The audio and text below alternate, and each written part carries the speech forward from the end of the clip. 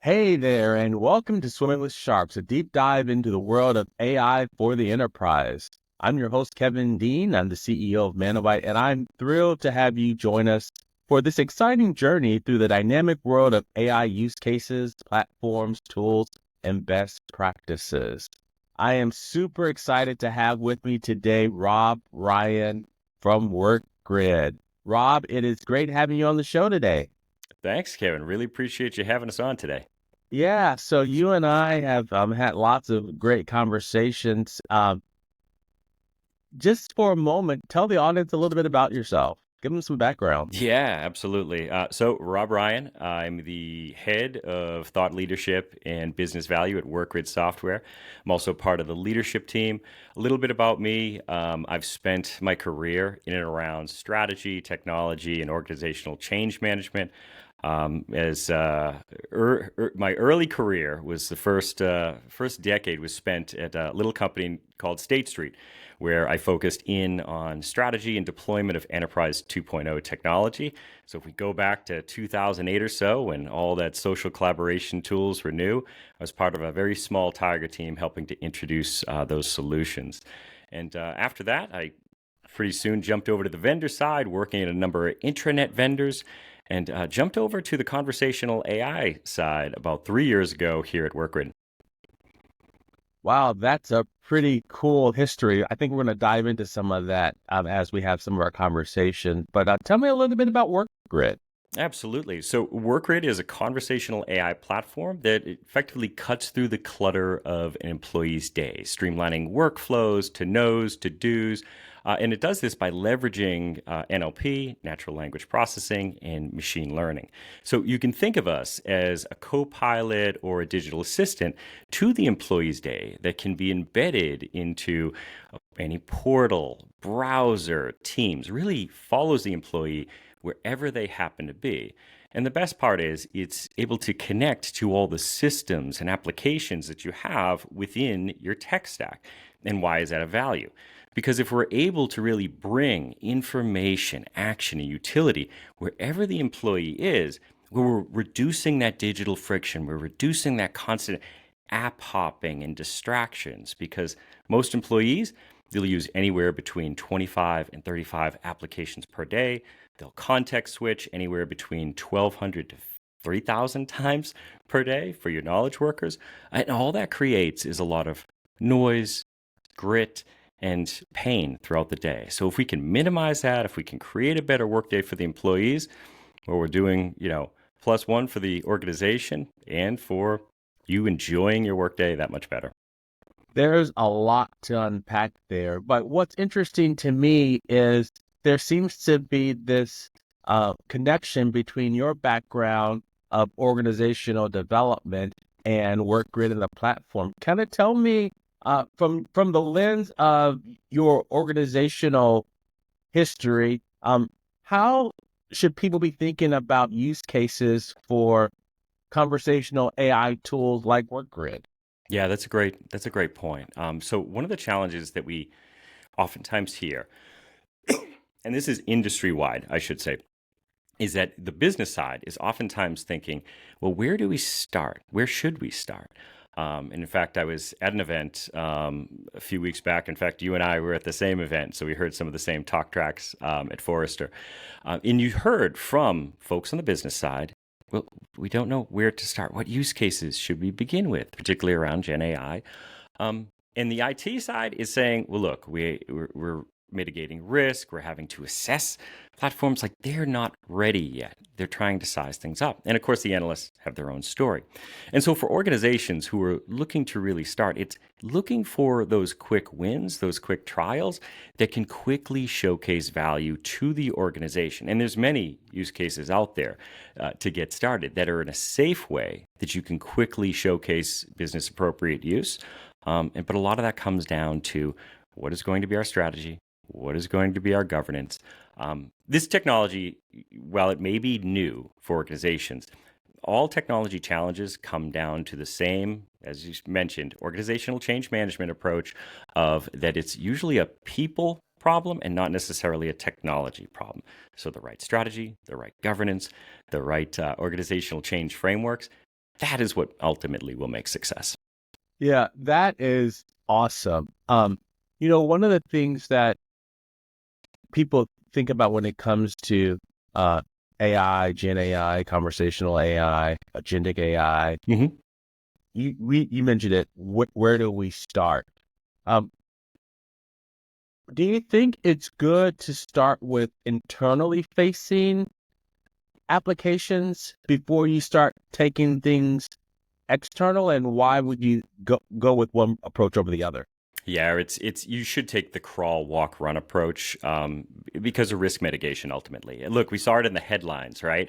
There was the Canada Air fiasco where they decided to hook up their chatbot, which started, hallucinating to customers and, basically positioning themselves as I think it was flights that they were able to gain refunds for.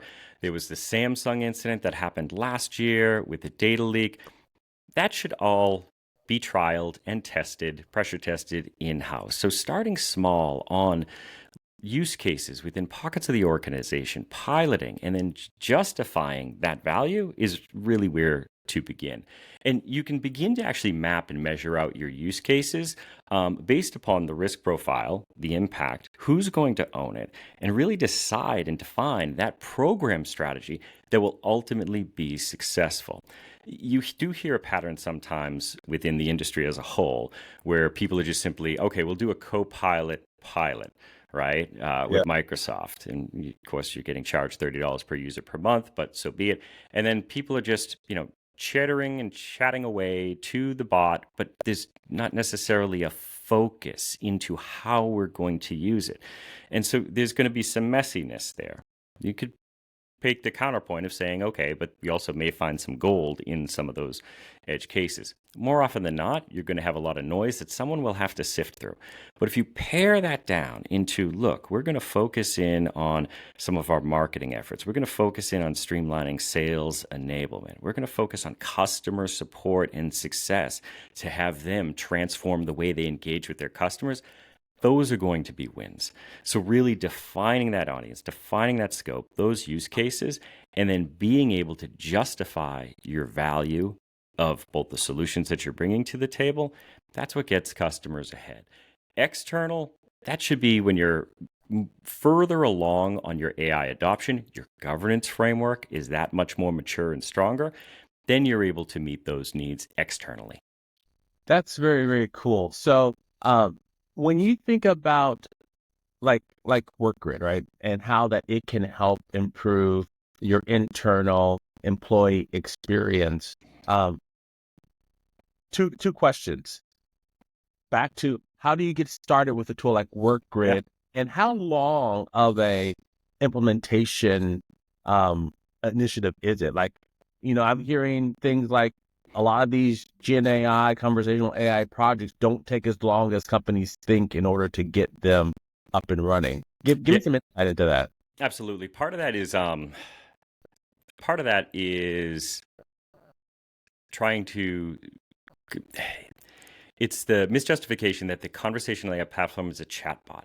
So part of the market has been sullied by this past of chatbot, if you will. Mhm. And there's actually some conversational AI vendors who actually position themselves as conversational AI. But if you look under the covers, it's like, oh, wow, this is a PS headache. This is going to take months, if not a full year, to wire everything together and to quickly see value. Um, the more modern conversational AI platforms, WorkGrid, for example, we have the platform, the templates, the data sources to quickly stand up those use cases in a matter of hours. Let's say if we want to take time off, sense into pay, we want to chat to particular knowledge sources like ServiceNow, SFDC, Workday, etc. Those quick start ways to begin to showcase and trial conversational AI. Um, where you see the separation is perhaps an organization may have tried out, let's say, a legacy chatbot or a legacy interface at the time, and then once they started unpacking it, oh my god, this is going to take us months to see any form of value. Today you could see that within weeks, depending on the size and the scope of those use cases. one of our efforts was to really focus in on our builder platform, which allows those organizations to quickly stand up those use cases based upon templates. But also, if they have business technologists, so business technologists are really any folks who happen to live inside the business who have a little bit of tech savvy, really drag and drop within a low code, no code interface so that they can create more bespoke aspects of those templates. So take that template, perhaps it's for pay or whatnot, and you want to create more of a nuanced use case for your organization, fantastic. Really, it's fields, drag and drop to get yourself started. So that has been a movement certainly within our particular space is how do we get folks being successful that much faster? And that has been certainly part of the groundswell of where conversational AI has been moving. So again, I'm still like circling around like a shark. I'm circling around this concept of we've got technology and tools like a work grid that I can technically get up and running in the matter of days or weeks, Yes. right? So we've got the tool that can do that. But you said something interesting, like companies are coming from this skepticism. Mm-hmm. Oh yeah, but we tried this before and it took years. How do you bridge like how do you bridge this gap that we have of, oh, I was here before, I'm not sure that this can really do this because I've been told this story. Yeah. Or how do you get over that? Yeah, you have to really show them the way and end up showing them how fast they can quickly begin to realize value within their organization. So we may meet with a client and they have a particular situation. Let's say it's connecting into knowledge sources in relation to their benefits or whatnot. And if we're able to gain access to that, hey, we'll absolutely show you that within just a matter of days. You have some folks who, willingness to give that, or will even show you it using some dummy content, you can quickly see how that becomes realized. And some of it also is within the actual engagement itself, where legacy chatbots very much focused on more semantic keywords. So long as you were saying it the right way, it's going to retrieve a semblance of a result. LLMs have taken that much further because now it's more intuitively understanding the user's intent and then defining what those next actions may be. So if someone's looking for perhaps something in relation to an eye test or, hey, do I have more leg room as a part of my employee benefits package or my T&E? It will end up understanding the intent of that, who that individual is, and then where we should look for that information. Now, what might it return? Based upon the disambiguation of that particular utterance, it may recall back a summary of that particular policy, the source of that policy itself, and then perhaps even the next step action for that employee to take. Understanding they asked this query, what are the parts of that query, and then what does this individual need to make that next best decision, or how can we even take that decision and make it for them for the next steps? Because we know with confidence that that's where they're headed to on their next journey for that information to action. That's awesome. I like that. But let me ask you this. My systems aren't all cleaned up yet. Yep. What do I do in those instances? Yeah, that's a great point. Great point. So one of the ways you can really start to get started is by focusing in on what are those key use cases that don't necessarily require wholeheartedly data sets to be cleaned up in terms of knowledge and resources. Or is this now a time for us to focus in on cleaning up those resources, finally cleaning up the house? So you can think of it as, effectively like a move. Like if your attic is full of clutter and whatnot, okay, that's where all our knowledge lives. Perhaps we should focus more on the dining room, which is at least partially clean and presentable. So we're going to focus in on pay, time off, light queries in relation to a particular vertical, let's say human resources, because they have their house in order in terms of where to point and look to people. Fantastic. But perhaps some of our KBs in relation to our product or whatnot, we have to clean that up. We have to make sure that's the right information before we position. So it can be a bit of this give and take of understanding where is the client on their AI journey and what can be done in the short term to quickly show that success so that they can prove their value. and what's that next phase as a part of their evolution.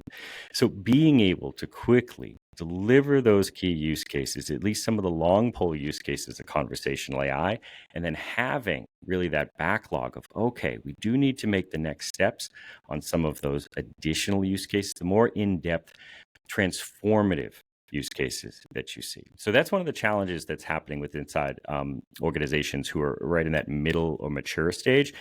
They've done some of the quick wins in terms of conversational AI, but the transformative nature of AI for the business, being able to, let's say, sense within their value chain, sense within operations, whatnot, systems testing and producing risk reports as far as triggers, that may not have been captured as of yet. And really, no platform is going to be able to solve for that. That's the brute work of actually getting your house in order to ensure you're ready for that transformative AI and machine learning that's around the corner. He definitely do see some success stories out there of organizations who have done this work. But the key bit is they were doing this work 3 years ago. It hadn't reached the excitement as Gen AI has introduced with a consumer grade technology and us being all exposed to Gen AI and kids asking to use Chat GPT. Yeah. So what I heard is that you got to get the house ready before you can throw the party. If you're looking at some of those late stage adoption use cases, absolutely. For conversational AI, you can start quite quickly. And even for Gen AI use cases, let's say you want to introduce more of a conversational aspect, similar to a ChatGPT or Anthropic experience where you're chatting to LLMs and allowing your employees to get information out of them. Those are very quick to stand up. We're Nice. talking a matter of hours for you to begin to trial that. We offer a solution as a part of our templates called Genies, and this is for those organizations who are really trying to dip their toes into the water. And what a Genie does is it wraps a Gen AI use cases defined by what you determine business appropriate. So for example, you're going to have a Genie, which is inside the conversational interface that is targeted towards those within marketing, but you're only going to allow for what you deem fit. All right, we're going to allow for email rewrites. We're going to allow for blog generation, perhaps town hall meeting notes or town hall sessions, and then tone that we want to define. Now, why is that important? Well, one, there's constraints there that can also be tagged to whatever LLM you wish to have, or if you want to leverage the WorkGrid LLM, that's not tuning and training on your data. That's a key point. Uh-huh. A lot of conversational AI platforms out there are training on the organizational data. We're redacting your information. You should be focused on, okay, is this model truly closed? Are they ensuring that it's not going to be training and tuning? That is definitely key. So there's the guardrails that are in place, both from a use case perspective as a business appropriate and a technical perspective that makes IT happy. And why is that important? You can quickly see the value. Organizations who are a bit more mature in their growth, they can quickly start to see, okay, we don't necessarily need the Genie. We can chat to the conversational interface much like we would any LLM out there. And then we'll also know what we're looking for, delivering those actions, and taking those general questions that we have. That's awesome. That is awesome. So this is powerful, and I think that folks listening to this show today, I think they're going to walk away with a lot of key insights on how they can get started right away and add value to their organizations. So in general, tell me, what's exciting you right now about the world of AI? Yeah, the speed that it's moving is incredible. What excites me the most is one of the things that we've been focused on, and you can see it as a part of our marketing and a part of our focus is really guided attention technology. And so think of it as advanced agentic AI. So that's being able to sense and know what you need in the moment, and then also taking those next steps and actions going forward. So most conversational AI platforms act like basically a digital assistant today. I type something in, something pops out. One of our value props that we focus in on is really being able to deliver notifications, nudges, things that are important to the employee within the flow of their day. And why is that important? Because it's dampening the digital friction. It's bringing that information so you don't have to go to another application, remember another UI. It's in the flow of your day without it being noisy. That's one bit.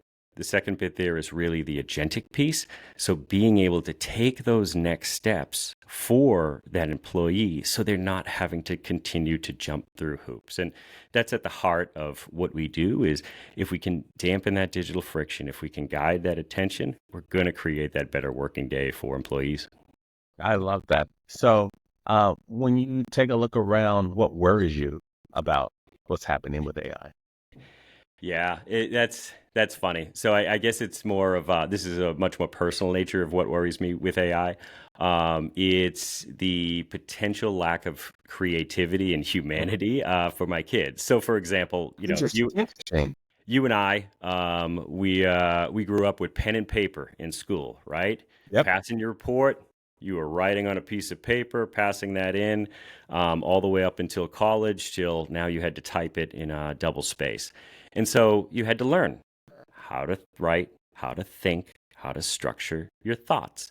Um, so my worry in terms of AI ends up coming back at home, which is okay. I want to make sure my kids at least know how to structure prose, how to be persuasive, and not necessarily lean on a bot that is basically numbers under the covers. Machine learning is statistics when you pull off the mask. So it's a bit of that. In terms of AI as a whole within the workplace, I don't fear it changing. I don't fear it replacing humans. It's definitely going to change jobs. It's going to change the way you work. Now, there's also the productivity paradox, which is all the new solutions and tools that get introduced within an organization, has it actually increased productivity? No. So where does that go? And that's always been a giant conundrum as to where does that time go, especially if Mm. employees are spending more than half their day, knowledge workers, more than half their day searching for information, having to app hop and go through. It's definitely going to change the nature of the employee with their technology, but it should be one that's done under a humane fashion. Hence, one of the reasons why I've stayed and enjoy the conversational AI space. I see the potential there of it truly acting as a Jarvis to Iron Man, as a Alfred to Batman, like that assistant that's there when you need it, but isn't necessarily in the way or in your face. So it's the shining light that could ultimately enhance the day, keep you moving, but not end up adding friction. That's my hope. Yeah. Now, there's all those other struggles in relation to, okay, who's going to win the LLM war? Because this is really going to be commoditized technology. And then what does that mean in terms of all those underlying models and, the ethics and bias behind it? Because those need to be right-sized for an organization, right? You want to make sure that you're getting at least a independent truth to your employees. There's all those concerns and worries. I'm not worried about AGI coming through and the Terminator movies happening as of yet. Talk to me in maybe 2 years. Yeah, that's cool. That's really cool. Great thing to think about.